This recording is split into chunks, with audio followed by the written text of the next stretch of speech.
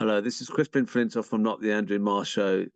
Before this video starts, I'd just like to ask if you'd subscribe to this channel if you haven't already, because we will be covering the general election from a totally different perspective from what you get from the mainstream media. We'll be talking about the candidates who are taking on Labour and the Tories and pushing them all the way. So please subscribe and get updates.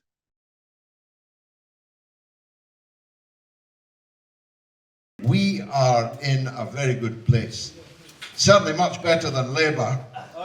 Their election campaign has been designed by idiots, and especially in London, where in the last half hour they've just reinstated Diane Abbott, having thrown her to the wolves and seen the clamour, seen the impact on formerly key parts of Labour's demographic support. They've had to put her back in. But my question to Diane, my friend of 40 years, why would you want to stand for Keir Starmer's Labour Party? For any number of reasons. First of all, what they've just done to you, why would you want to ask people to put Keir Starmer into 10 Downing Street and David Lammy into the Foreign Office and Wes Streeting into the National Health Service? Why would you want to do that? And why would you want to do it when Keir Starmer has supported a literal genocide, which is still going on and will go on right throughout the election campaign? How are you going to be Keir Starmer's candidate in Hackney and Stoke Newington? What are you going to say to people? Vote genocide? Vote for more slaughter in Gaza? It's a very odd decision. I wish that Diane Abbott had stood firm and said, to hell with your genocide Labour Party, I'm running as an independent candidate, or even better, I'm running for the Workers' Party of Britain. That would have been the principled thing to do. We are in a better position than any of us could ever have imagined. Labour's off to a disastrous start. Keir Starmer has negative public opinion ratings lower than Rishi Sunak. And that's hard to do, by the way. It's hard to be more unpopular than Rishi Sunak, especially when the party you lead has a big lead over the Conservative Party. There must be a better way for Britain than to be ruled by this uniparty that stands for the same things at home and abroad. And in the past, as Peter Mandelson once infamously said, well, Labour voters have got nowhere else to go. So whatever we do, they have to stick with us. Lesser of two evils and all of that. But now people do have somewhere else to go. You are where else they have to go. You have many tasks ahead of you now. I won't be seeing you again until after the polls, except online on screen. But you have the opportunity now to get out amongst your public and show them that another way is possible, a better way is possible. You've got to raise money because you will not be able to put leaflets out if you can't pay for them. You will not be able to have posters in shop windows and people's windows unless you can pay for them. So you need to raise money. I see a lot of crowdfunding going on. I hope it's going well. But don't just sit passively waiting for it to come in. Go out looking for it. Speak to anybody that you know who's worth a few bob even if it's only a few pounds each. From the many can come a great deal of campaign funding. You don't need to raise a huge sum. It's a big sum, but it's not insurmountable for each of you to spend the maximum of £18,000 or so on this election. So you need to raise money. You need to knock on doors. You need to stand in the street with your rosette and address people. This is a time when people will not think it odd. In fact, they'd think it odd if you didn't. Come up and speak to them. Introduce yourself. Tell them who you are and what you are standing for and why you are standing. And you need to make sure you're in every debate that takes place locally. And there will be many of those. And when you're there, be yourself, be honest, and tell everyone the frauds that the other parties represent. And do it boldly, bravely. Be Daniel in the lion's den, if that's what's required. But speak to the great issues that grip our people at home and abroad with honesty and impress them. But if there's something raised that you don't know, be honest about it and say, actually, I don't know about that, but others in my party do, and I'll make sure I get you an answer from those. Whirlwind, you could call it a whirlwind. And where are you off to now? I'm going to High Wycombe to launch our campaign there.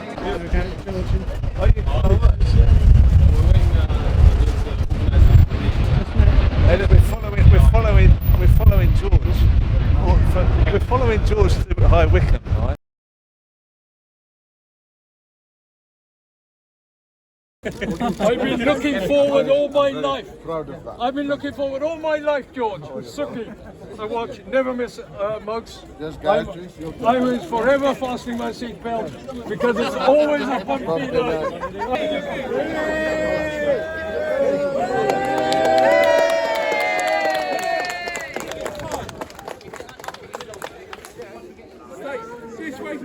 Lovely. Guess what? It's not just me that's back. Blair is back. Blair is at the back of Keir Starmer, the latest war criminal, to lead the Labour Party. And that should be enough to make you think if you really want to go back to that kind of Britain. Tony Blair invaded country after country, caused the slaughter of millions of people, wrecked our public services by his turn to the Private Finance Initiative, PFI, which also has now been adopted as the path by Keir Starmer, the war criminal. Tony Blair, in my opinion, together with Margaret Thatcher, whom he called his mentor, said that she shaped how he viewed the country and the world. Thatcher and her adopted son, Blair, began a long descent in which our country has been falling farther and farther on all levels, the economic level, the level of society, of a lack of togetherness, cohesion, a lack of a sense that we are one people in one country. The unleashed tendencies towards the breakup of our country, both politically in Scotland and Wales, but also amongst us, between men and women, black and white, Muslim and non-Muslim. Everything has gone downhill since the days of Thatcher and Blair. But he's back. He's the chief advisor to the Labour leader, Keir Starmer, who has confessed that he takes Mr. Blair's advice, in his words, practically weekly. And if he gets into Downing Street, that will become practically daily. Peter Mandelson, the bosom buddy of Jeffrey Epstein, the convicted child trafficker and sex offender, close friend of Jeffrey Epstein, is also Keir Starmer's advisor. The band is getting back together. And if they win, they will take Britain back to those dark days in which our brave soldiers, sailors and airmen were prevailed upon to fight ignoble wars, immoral wars, illegal wars, from which the world has not yet recovered. The election has begun. We've started it with flying colours, on the front foot, thanks to the people of Rochdale,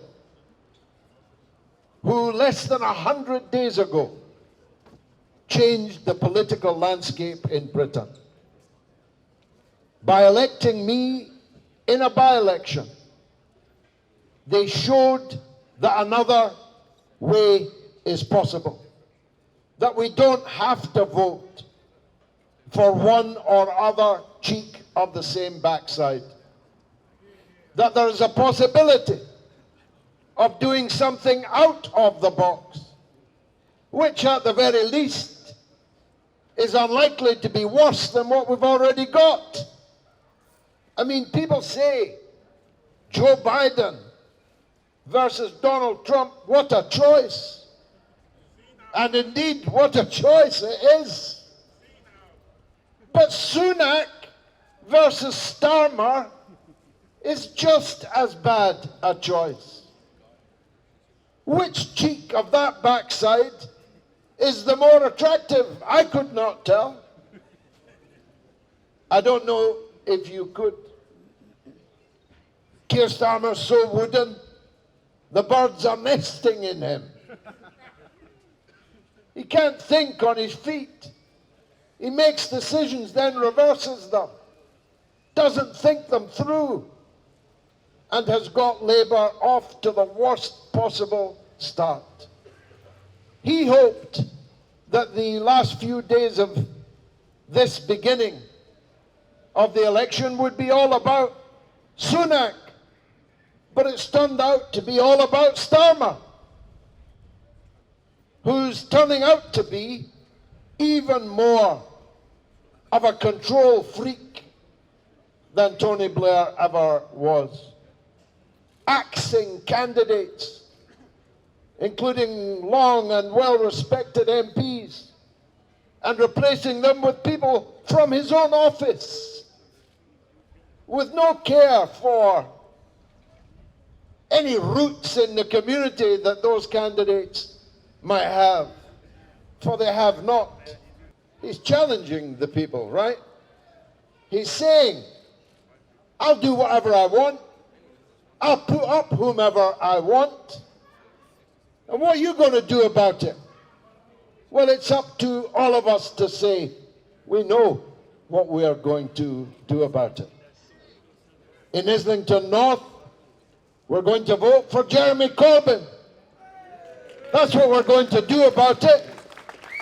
Mr. Starmer, in Hackney North, we're going to vote for Diane Abbott. In Newham, we're going to vote for Sophia Nakvi. We're going to vote for the Workers' Party and its allies in the independent movement. Every place we can. And you, Mr. Starmer, are going to discover that the voters do have somewhere else to go. And they're going to go there. And I'm going to tell you something, you might not like it or agree with me, but once he comes up against little Rishi, in his high-heeled shoes, you're going to discover that little Rishi is a far better performer in a debate on television than clunky Keir Starmer. And the more that the attention of the media, as it necessarily must, focuses on Starmer, the more he's going to be found wanting. Anyone, any questions for Khalil or myself? I can do 15 minutes of questions. Just raise your hand. Yes, sir? Okay, so we've got a mental health crisis in this country. It's huge. And as a nurse of 30 years, I recognise that firsthand. But it's not just about the health service, although you're right that that was done in by Blair, privatised effectively. But I'm more interested in what the Workers' Party can do about the causes of that. It's not about the health service, it's about what makes us have this crisis in the way we live. The gentleman asks a very profound question about the mental health crisis in this country. And he asks me to focus on what has caused this crisis, as well as on how we're going to fix it through the National Health Service. That our manifesto makes a clear commitment that we will re-nationalize the National Health Service. And we'll nationalize the pharmaceutical industry too, because you can't have a health service without a pharmaceutical sector, and our drug companies are out of control. They're making profits from drugs that they're giving us that not only don't do what it says on the tin, but might even have done us more harm than the cure. But the gentleman is absolutely right. Don't tell the wife, she thinks I'm 45. But I lived in a time when we did not have a mental health crisis in this country. I mean, some of you are old enough to have lived that time also. So why are so many of our people now suffering from mental health problems? And for that, you have to look at the prevailing society. I'll give you my own view. Again, it's a personal view. We've lost our religion as a country. We've lost our unity. We've lost our sense of community. Everyone, and this began under Thatcher, everyone is atomized. Everyone's an island unto themselves. I'm all right, Jack, or maybe I'm not all right, but I'm at least better than you, Jack. This pulling apart of our society has led to isolation. It's led to bad diet. I'm also so old. I lived in a Britain where there was virtually no fat people. And now nearly everyone, including me, is too fat. Really? Was that progress? Is it progress that we all got fatter? Is it progress that we all got more isolated one from the other? And the breakdown of family values. Family values are key. You can't have a society unless you have families. And you can't have a society unless you have families living in definable communities, with community facilities that their young people can go to, that their elders can go to. One of the reasons why some people don't like Muslims is because Muslims have got things that the rest of us don't have.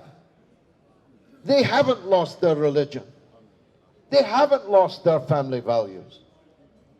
They haven't lost their ethic, and therefore are a more cohesive part of our society than the rest of us. I have a lot to do with Dagenham in East London, because I was 50 years a member of the Transport and General Workers Union, where our union was strong in the Ford Motor Works in Dagenham.